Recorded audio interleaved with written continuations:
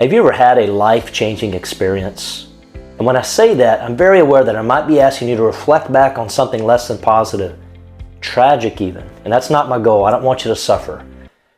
But we've got to admit that a life-changing experience can happen to us, whether it's so-called bad or good.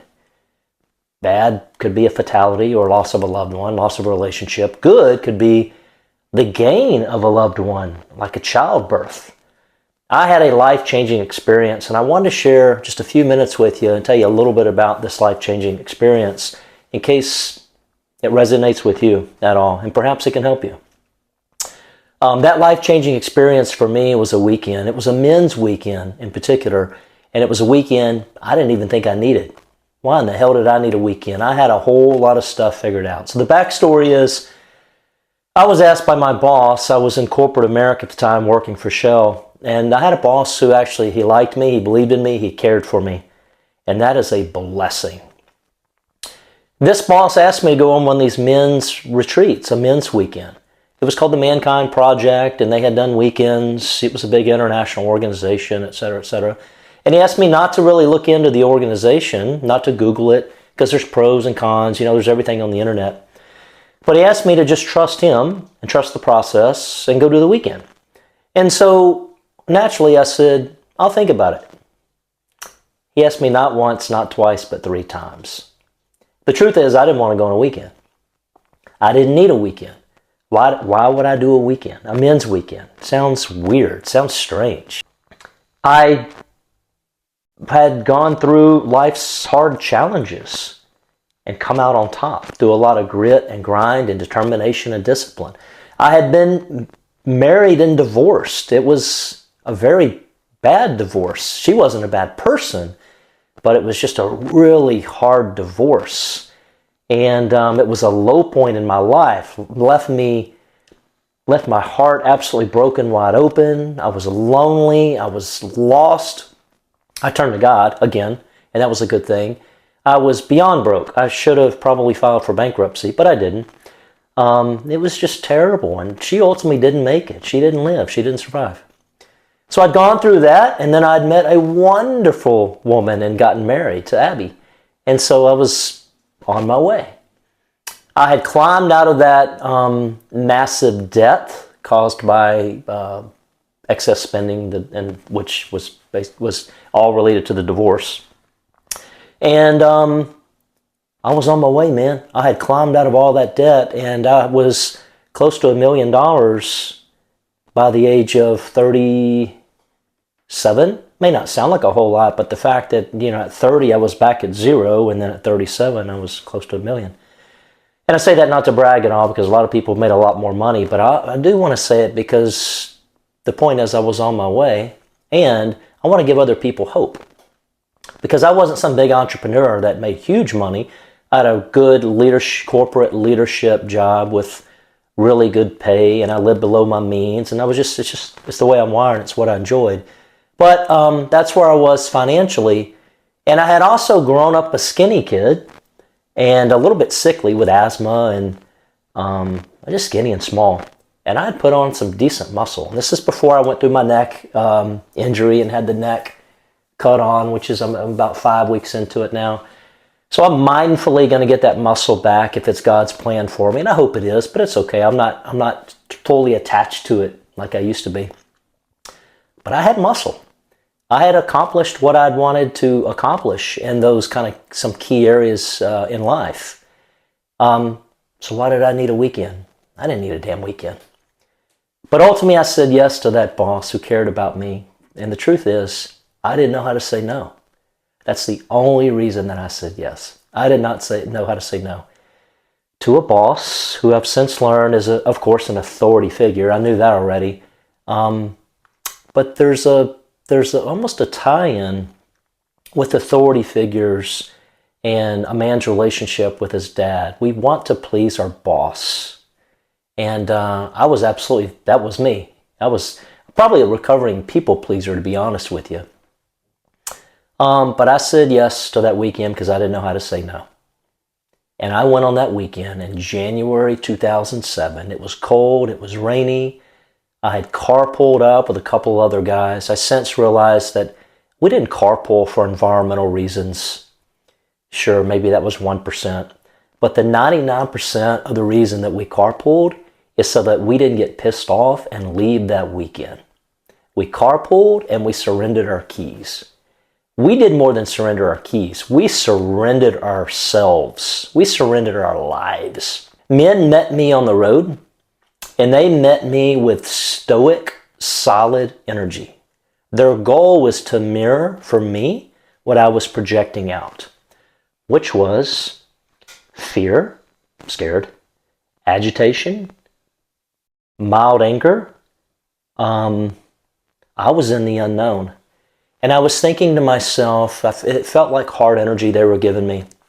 But I was thinking to myself, no matter what happens, no matter what they do, they can't kill me. Like literally that was my default. I won't walk you through all the details of the weekend. I couldn't do it justice anyway, and it wouldn't be fair to the Mankind Project. But I'm just going to tell you that weekend changed my life. I am forever grateful for that first weekend, and the second, and the third, and the fifth, because I kept going back. Those men took me further than I thought I could go. Those men showed me things about me, about Jody, that I didn't even know were there. Those men brought me back to core wound, to it and through it. And I didn't have a bad life. I had a mom and dad that stayed married until I was 20. I grew up with middle class. We had enough money. There were men on that weekend that had it far worse than I had it. But even with all that, I still got the messages and the wounds and the things that society and families and the world throws out on us. And those had attached to me, and they were limiting beliefs. Those men showed me all of that and more. Those men took me back to my core wound, self-worth, which is common in men's work and women's. And it's felt like we went there and we took it, grabbed it by its root, and just pulled it out. It's the most beautiful thing in the world when we do this men's work and go that deep. Those men showed me on that weekend, there was probably 30 guys like me that walked up that didn't have a clue, I suspect, and perhaps another 30 or more that staffed, that were supporting us and doing our work. They showed me connection like I had never seen before. They allowed me to get clarity within my own self and the inner journey, clarity in my life, clarity as to who I am, what I'm called to do, mission, purpose. I started to set out a vision for my future, all in one weekend. Those men showed me love like I had never seen and, more importantly, felt in my life. See, I was a Christian man. I was a business leader, conservative man, but I was surrounded with that and everything else. I mean, it was a hodgepodge. There were Christian men, gay, straight, men beating on drums, Native American heritage, any and everything, with one common denominator. A man is a man is a man. And it was beautiful. Brilliant. When those men got us there and we were walking up that road at the start of that weekend, they didn't give a shit about the Rolex watch. They didn't care about the nice shirts, the polos, or whatever the brand is. They didn't care about your shoes. They didn't care about your BMW. They didn't care. It was all stripped away, figuratively speaking. Those men saw me as a man, and when they looked in my eyes, it's like they looked into my soul. They knew that I was lacking something. I was a good guy. I had things going for me. I was building the containers. I was on my way. I was a Christ follower. I was in church at the time. All of this stuff, man. Had a house, had a great job. But I didn't know what I didn't know. There was so much more.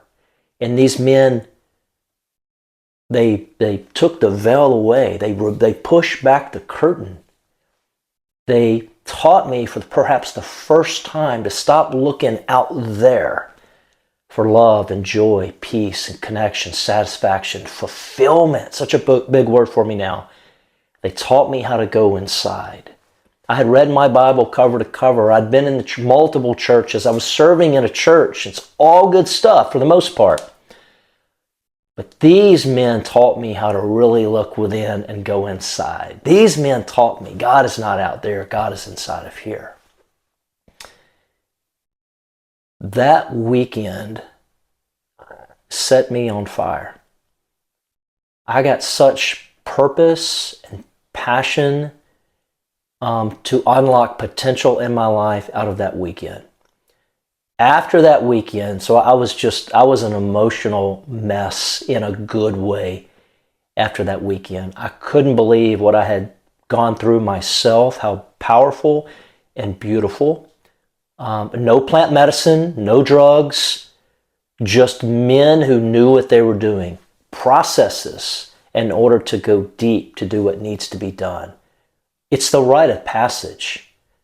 A lot of cultures, communities, even today still in other places, not in the U.S. for the most part, unless it's purposed in and by design, they understand this rite of passage. They understand the hardship that a boy, perhaps 12, 15 years of age, needs to go through. Physical, mental, emotional, mind, body, spirit, heart, in order to break through to become a man. That's a big problem in America today. We got 50 and 60-year-olds running around. It's not their fault, perhaps. They're not men. They haven't gone through their rite of passage. They haven't done the hero's journey. That's what these men were able to do for me, the hero's journey. After that weekend, I was blown away. I was so grateful, and I had not arrived. I had just begun, no doubt about it. After that weekend, I started sitting with other men because once they kind of, in my words here, bust you open and show you all the beauty, the connection, the clarity, with that comes confidence. Go figure, since learned that. They would integrate us, so we would sit in a group for purposed in 12 weeks and go through, talk about different topics. Could be fear, could be anger, whatever it may be, love, whatever. And we start kind of putting things back together and getting tools, tactics, techniques, and wisdom from other men in order to reintegrate into life, realign life, and do life better. It's beautiful. In all of that, I just fell in love with work, this men's work. And I found, for the first time, I think, in my life, I found my gift. And the gift is discernment, my gift from God.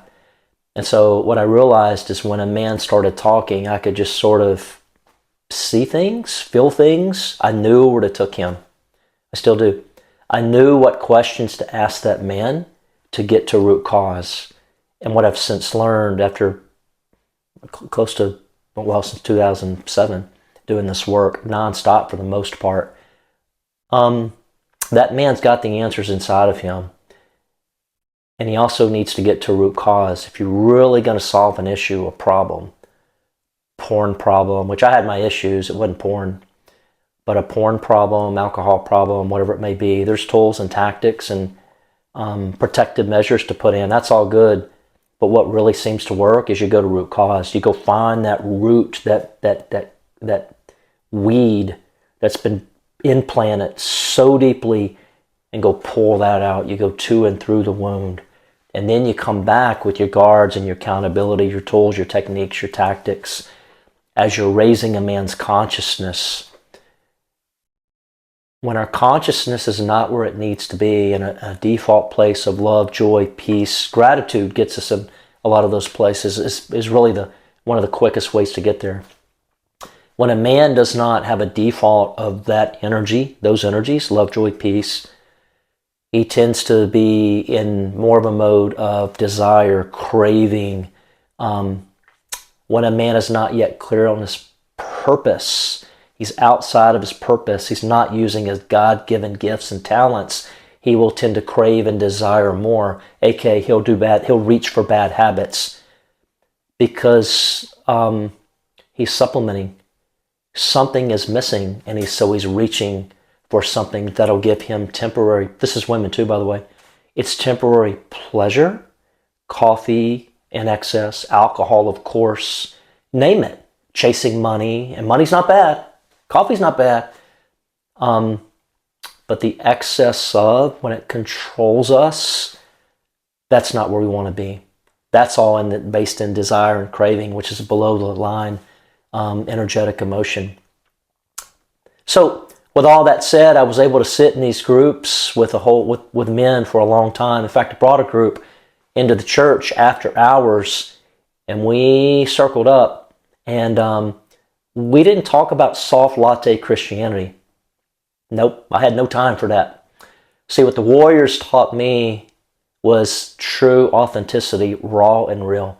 And once I got a taste of that, like perhaps true Christ in the fullness, and not watered down Western Christianity to sell more seats, I was hooked. So we started Circle Up inside the church after hours in Katy, Texas, and I saw some really cool stuff happen. I saw God's magic happen in a circle multiple times. Saw men and women saving their marriages. I saw men break down, open up, shed tears, get clarity in life, confidence, purpose, passion, mojo, all of that. And of course, the more of that I was part of, the more I gave, the more I got in return, because that's how this stuff works. But in all of that, I think one of my main ahas and blessings that I got out of it is, for the first time in my life, I found something I was really good at. I was always the C student. I was always the small kid that had to work real hard with thousands of reps to gain any muscle. I was the kid that had to go through algebra 3 times on my way to get the master's degree. Nothing ever came easy for me. It still doesn't. And I don't mean that as to sound like a victim. Probably sound like I'm whining. I'm not trying to. It's just the way it is. And I think what that's taught me is determination, and also have a strength of discipline. Like, I just love healthy habits. So I will use that discipline, good actions with good energy, to get what I want in life. It's how you become an automatic millionaire. It's how I, and I did so, it's how you or I obtain the muscle, the abs, the money. And I know that those aren't the end results. Good relationships, they're not everything. I get that. But in Thumos, in my community, I want us to be able to have all the first half of life stuff. I want us to be able to build the container and build it well. Muscle, money, relationships, all of that good stuff. It's expensive to live in this world. I just want us to get all of that from a place of good energy, love, joy, peace, and a little less grit, grind. I want it to be a pull versus a push. I want it to be a get to do instead of a got to do. I've learned that life is short. For me, I'm 53 years of age. So chances are I've got more life. There's a high probability I've got more life behind me than in front of me. So I look at this game of life and from the lens now of, I don't have time to bullshit around. I don't have time not to be joyful, happy, purposeful, peaceful. I don't have time not to help others. I don't say that from a place of urgency. I hope I'm saying it from a place of awareness. So in all that, I found my gift of discernment. I started helping people, especially men. And all of that, my corporate job continued to be less fulfilling to me. I'm big on this word fulfillment right now. In fact, I would ask you, my friends, are you fulfilled in your life? And I think a big part of fulfillment, I think love is in there. I think relationships are definitely in there. If we're defining fulfillment, baking a cake of fulfillment, what are those ingredients? I think purpose and God-given gifts, the utilization of those God-given gifts, which in Thumos, that is part of the purpose, especially the outer purpose. I think that's key for someone to have a fulfilling life. Oftentimes those are ING words: counseling, coaching, teaching, creating, engineering, problem solving, selling, marketing. They don't have to be INGs, but they often are. But I think one, getting clear on their gifts and their purpose, their big purpose in life, to go out there and do the doing, to help other people. I think that's key. And in all this, I found that for myself with gift of discernment. I'm able to use that in this thing we're calling now today coaching. And I know it's a very used, perhaps overused word, and everybody's a coach. So sometimes I'm not even sure that I like the word. But at the end of the day, it's a good description of what I'm able to do when I sit down with somebody or a group of somebody, like in our School for Men community. I'm just able to ask some questions and give that man an aha. And that aha can be an insight that can actually change the course of his life. So in all of this, I was working in corporate America. I was getting less and less fulfilled in that role. Corporate America could tend to align less and less with my values. Mainly a conservative man, if I'm going to put a label on it. Still do not like the woke stuff. Where they're preaching diversity, I think we should be preaching oneness, togetherness. Shell wasn't stopping. My job wasn't stopping in that. They were just kind of doubling down. I was also in a role. I had a last couple of roles, assignments. These are typically about 4 years. I was 5 years in a role. I was in the wrong role. I didn't have the competency for that role, which didn't give me the confidence. And my boss, deservedly so, was hard on me because I was in the wrong role. And so when a severance opportunity came around, I got with the wife and said, I think we ought to consider this. And at the end of that, and that's a whole nother conversation, a whole nother video, but I ended up saying yes to a severance package. I walked away from that Shell job, that role, that career after 17 years. To say that that was an easy move would be an absolute understatement. I walked away from a high-paying job. Their 401k was not a match. It was a gift of 10%, 6 weeks vacation. Pension, I was a couple of years away from being pension eligible. I walked away from all that. And I did that because I was so far out of purpose and so far out of purpose, and I was not utilizing my gifts, and I was looking at the time I had left, and I was like, this is what I need to do. I wanted to be, and I am now able to look my boys in the eye and go, Daddy could have played it safe and made a good living. But in my heart of hearts, I know I would have been playing small and a little bit cowardly to have stayed in that role. I wanted to be able to look at my boys and said, Daddy went after his own business. And I did. It's called Thumos USA. And Daddy's putting to work going after his purpose, his passions, and his gifts to serve the world. And when I can do that, and I'm doing it, there's fulfillment in it like nothing else. And I was also well aware, and I'm a big believer in, and I call it redefining retirement, by the way. It's whatever we walk away from and step into, it ought to be aligned with our purpose, our passion, our gifts. I think they're all needed. But I was also aware that I wanted to start what I was starting, Thumos, and be able to do this until I'm 80. Like if I'm redefining retirement and I want to get to work, not got to work. I don't want to have to work. I want it to be something that I want to do. Now I might choose to do it 80 hours a week, which I don't, 40 hours or even 10 hours, but I want to be so purposeful and passionate utilizing my gifts that I can't wait to get up and do what I want to do and do it for the rest of my life. Oh, and by the way, earn an income, perhaps an abundant income so that I'm generous to other people, even when I'm 80. So to me, that's all about redefining retirement. So I say all this to say it all started with the weekend that I almost said no to. That weekend changed my life. It was the catalyst for the man I am today. I can't imagine the husband, friend, father, leader that I would be had I not said yes to that weekend.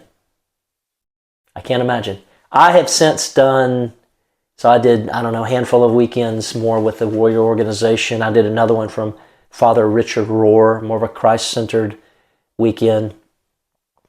And in my Thumos community, I went out. What I did was, in gratitude, as I took the lessons that I learned from these other weekends. And I said, I want to go out and pilot and do my very first weekend. And we did that like in October 2020. And I called up 12 of the best men that I knew. And I said, I think it's time. I think it's time that Thumos, that we go do our own weekend. And we will pull out and leave out the woke stuff. We will pull out and leave out the stuff that just isn't needed, where the risk outweighs the benefit.